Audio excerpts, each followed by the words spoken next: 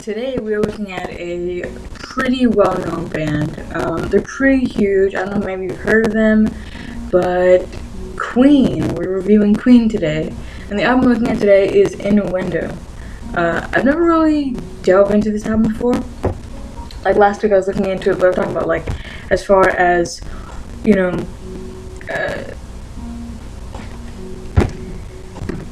like reasons for why they're big. It's not because of these specific albums. It's usually like the ones that have We Have the Champions, Bohemian Rhapsody, of course, Under Pressure. Those albums are a lot more well known and more big than like this one, Innuendo. I'll get into why that might be in a second, but yeah. So the first thing I'm talking about is my first impression of the album. I thought it was really cool. It was definitely that sound that I heard from Queen, and it also kind of reminds me of like definitely like 80s rock, you know, like bands that come to mind are like I'm totally blanking. Slash was in the band. I don't know, Guns N' Roses, even Nirvana kind of popped up into there. Aerosmith, you know, classic 80s band, you know, classic rock bands. That's what definitely popped into my head. And I already definitely have a favorite song. I'll get into it later on in the video. But yeah. So my first impression was, okay, this is definitely like soul of classic rock music. You know, I could definitely hear why Queen was such a huge influence on this on rock and, you know, what's it called? You know, just music in general. Also, why they ever came up, you know? Because usually when I look at bands' older stuff, I'm just like, I wonder, it might have just been like that one song that really like targeted audiences and really got them to where they wanted to be. But not with Queen, for some reason. For Queen, it's like, you know, people probably heard album after album after album and figured, okay, this band knows what they're doing, they're consistent with their work, and they're just such a great rock band. Like, it's pretty impressive. So yeah, the next thing about the lyrics. The lyrics I pulled up are, I'm going slightly mad. I just thought that was such a cool name for a song, and it just, it definitely, like, how do I put this? I don't know. It put things into perspective for me, because like Queen kind of reminds me of, as far as lyrics goes, and like, you know, expression. And I don't want to put things into categories, but it reminds me of like the Smiths. And the Smiths and Queen have one thing in common, but both the lead singers were gay at a time where being homosexual was such.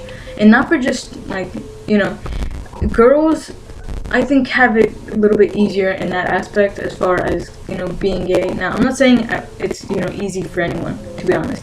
But I'm just saying that, like, it's a little bit less, like, you know, taboo for some reason. Honestly, it has a lot to do with, like, sexualizing, which isn't anything better. But it's just, you know, dudes are more willing to hang out with lesbians than to hang out with a gay guy. So being a homosexual male in like the 70s and the 80s, even with, you know, the influence of like drugs and peace and things, it was still such a fucking nightmare. And I think these artists relate on that level, and that's why the lyrics are so similar. So anyways, let me jump right in. The song starts off, when the outside temperature rises and the meaning is oh so clear, 1,001 yellow daffodils begin to dance in front of you. Oh dear, are they trying to tell you something? You're missing that one final screw. You're simply not in the pink, my dear. To be honest, you haven't got a clue. Now, to be honest, it sounds exactly what I'm talking about. You know, outside temperature rises and the meaning is so clear. Like, you know, people aren't very obvious with their hatred, you know, and their prejudices, but it doesn't have to be obvious, you know. In fact, it's even more obvious when you're like, you know, you have in the back of your mind and you don't say anything, but you're your reactions to things. Like maybe you'll scoot away from someone, or maybe you'll make an off base comment or things like that. And that's kind of a hint in the beginning. You know, begin to dance in front of you. Oh dear, are they trying to tell you something? You know, and that comes to a lot of things. You know, when you hang out with people who don't actually really like you, you can feel it. You know, the energy's weird, and they might be like they're really off-putting. There's just a weird energy when you're around people who you know don't like you, and you can just it's just a bad place. And in fact, I can imagine numbers of places where these men were hanging out or trying to just live their lives, and people were just carrying these energies, these burdens of like hatred and prejudice, and it's really sad, and it's really awful. And I hope, you know, we come to a point where not only do we embrace gay culture, but we can like be comfortable with, you know, our own sexualities. You know, straight people just they're not. It's not just like I like boys and girls. Like it's a real issue, you know, and it has nothing to do with I just don't like boys and girls. It's just you have such a fucking like what's it called? Like, you know, you're being hindered by something, and it's not supposed to be like that, you know. Boys and girls, we're not really different, and even in sexuality, being straight just comes off as you're just prejudiced, you know. So yeah, maybe if you want, maybe I'll go into a whole thing about gays and lesbians and straight people in another video. If you'd like to see that, leave in the comment section. But so next, talk about the band similarities. Now, a couple bands that came to mind were like Guns N' Roses for sure, Aerosmith, AC/DC, you know, classic rock bands. Even Nirvana and the Smiths kind of popped in there. Smith mostly for the lyrics, which I talked about a second ago. And, you know, Nirvana, I forgot which song it was that it just sounded, I think it was the first song, the opening to it just sounded just like this one song from Nirvana, and it's really really cool, because I can definitely hear, you know, Kurt's influences, and you know, can see how much the music around him influenced. I know this isn't a Nirvana video or like a Kurt Cobain video, but it's just something I'd like to talk about.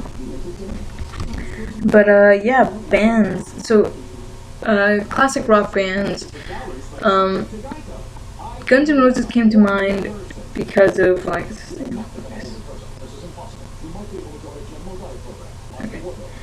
Guns N' Roses came to mind with just because it has that guitar, you know, it reminds me of Slash, and it's just like, I don't know if you can tell, but like, you know, classic rock bands have that guitar. It's like, I don't know, maybe I'm just hearing things, but that's what I hear, and so it reminds me of that. And AC/DC, I think, because all their guitars, like I said, just kind of wraps back into the guitars. They all sound very similar. But yeah, what is my favorite song? My favorite song of this album was probably Innuendo, the title track. It was really cool. It was right up my alley of like what I listen to when I dabble into classic rock bands, and it had a little bit of everything that I like. And oh my god, it reminded me of Arrow something from Nirvana, and I was just like, sold. I'm Slightly Going Mad is pretty good too, and I Can't Live Without You makes me really depressed, but I kind of like it too. But yeah, I think that's pretty much it about my favorite song. There wasn't really like, Baju's pretty good too. That guitar intro, it's pretty decent. But yeah, I think I kind of want to listen to this.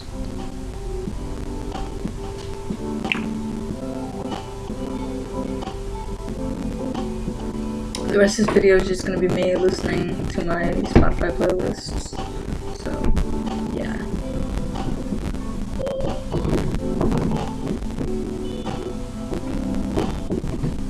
This is just my daily mix playlist. Spotify's kind of on point with all that. But anyway, turn that on a second. Next one is my singing and screaming stuff portion. Now, singing, Queen always pops up when I think of this type of singing style. It's like gospel folk. I don't know. Freddie Mercury has a voice. He's got a voice, you know. He's got a really good singing voice. I don't really know what kind of category. I guess because it's definitely one of like, I want to use words like acapella and like vibrato when I describe Freddie's singing styles, because he sings like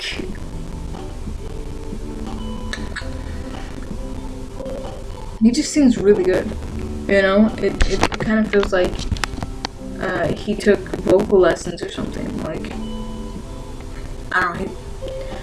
Damn, I wish I could go into better detail than this for Freddie's singing style, to be honest. I wish I did my homework. Maybe I'll rant on for a little bit about it, because it's like, first of all, his vocal range, not range per se, but like he can sing for so long. Like, he's got some lungs, you know.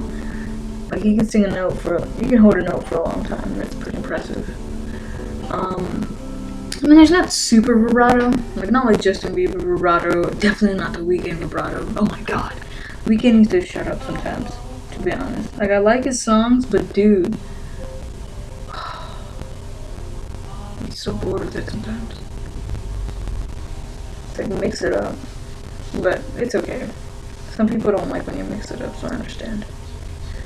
But it'd be awesome if he did, if he just kind of started screaming. Mix it up, dude. Who else? I don't know.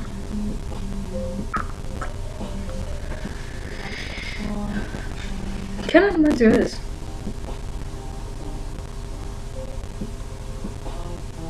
Like, he goes from like soothing to like heavy metal.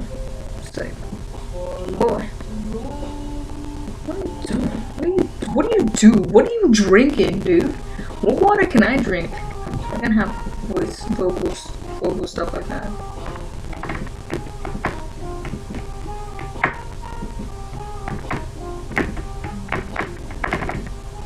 Alright guys, if you like this video, give it a big thumbs up. If you have any other suggestions for movies, music, games to like, leave in the comment section. Be sure to check them out. Enjoy this album. Probably give it like a 4.5. It's really good. And I don't know if I definitely listen to the first one and Baiju again. Those are some tracks. Those are some bops for sure. But I don't know. I'll probably listen to it another time. It's usually bands that I like fall in love with are bands that I've like gotten attached to. I'm always talking about this every time I try to explain this, but maybe you're a newcomer and this is the first video you've ever watched, and you're like, what the hell, why'd you give it a 5? If you liked it so much. This is the only reason why. It's not because it's not good. It's not because, you know, there was, you know, the things that I didn't like about it. It's mostly because I have to get attached to certain albums for them to reach level 5. Usually all my favorite bands' albums, I usually give them 5s just because they've grown on me fully. Like, for an album to be my favorite, gotta grow on me. Gotta give it time for me to have memories and moments attached to it, and you know, I gotta show my friends, and if they like it too, like, it's just, these are a lot of contributions that earn its title to 5. As far as if there's a really good band that I'm probably gonna listen to, it's probably gonna be a 4.5. That's as close as you can probably get. Maybe a 4.7. I haven't had a band that's done it yet. Get a 4.7. Like, you don't even need to be attached to me yet. Not just yet. I know a person who does that. I'm just kidding. I don't like her anymore. She's lame. But yeah. I've yet to have a band do that. That'd be kind of cool. Cherry Glacier do that with like themselves, not so much an album. Like I've had bands that just throw me in, and I'm just like, skirt. My whole life revolves around you now. But not an album. I haven't had that as an album, man. I think the only thing that ever happened to me was when I first listened to Drake's Thank Me Later. My friend Dylan showed me that, and I was like blown away. It was done. That one got the 5 immediately. Immediately, dude. Like, I remember the first time I heard a couple tracks, and I was like, I'm gonna listen to this for the next 3 years and not get bored. And it's been 6 years, and I still haven't gotten bored. Wait. 5 years, but I still haven't gotten bored. And I love that album. I love Drake. Everything he does always inspires me. Not inspires me. It always impresses me. And it's because of my love for that album. Light Up. Ooh, that's a good one. Also DBM 2. But if you already know me and you've watched my videos, you're probably like, quit talking about Dance Gavin Dance. But I'm not. Never gonna stop talking about Dance Gavin Dance. Oh my god, they're about to put a new album this coming June. I'm gonna be there in person when they announce it. Wait, no. I'm gonna be there. I don't know what to do. But I'm gonna do a backflip for sure. But yeah. I guess that's pretty much it. If you like this video, you already gave it a thumbs up. All you gotta do is subscribe, I guess. And yeah, you can join my little soiree. I never really talk about it, but notification bells if you want. You can get notified of all my videos, and YouTube's really bad about like, you know, hey, you know that artist you like or that person you like? Well, here's a video that they just put out. They're really bad at doing that. They're really good at like shoving all this shit that we don't like into our stomachs and buttholes, and they're just like, you gotta take it. There's so many people you haven't known about. Let's try to get you to know them. I'm just like, I got issues with new things. Don't. No.